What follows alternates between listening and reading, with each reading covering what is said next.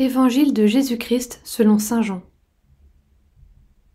En ce temps-là, Jésus disait aux foules des Juifs : « Moi je suis le pain vivant, qui est descendu du ciel.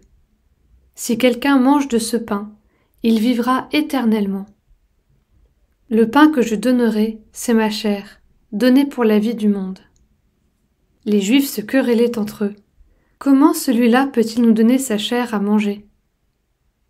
Jésus leur dit alors : « Amen, amen, je vous le dis, si vous ne mangez pas la chair du Fils de l'homme, et si vous ne buvez pas son sang, vous n'avez pas la vie en vous.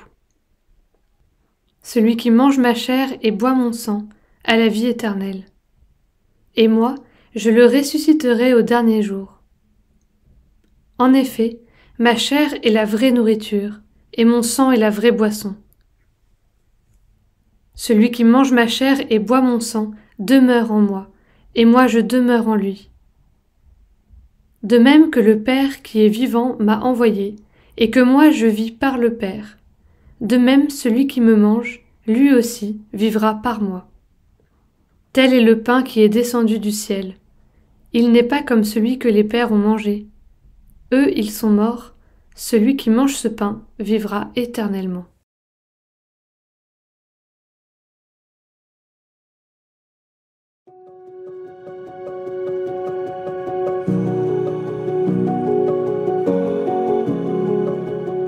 Le pain que je donnerai, c'est ma chair pour la vie du monde.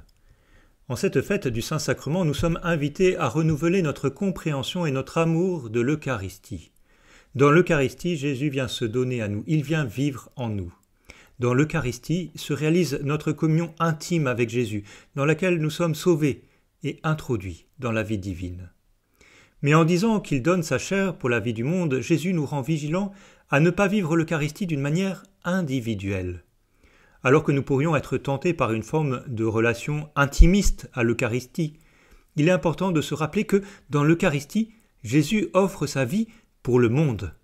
Il veut venir dans toute l'humanité, dans toute la création. En cette fête du Saint-Sacrement, entrons dans une attitude d'adoration avec un cœur élargi aux dimensions du monde.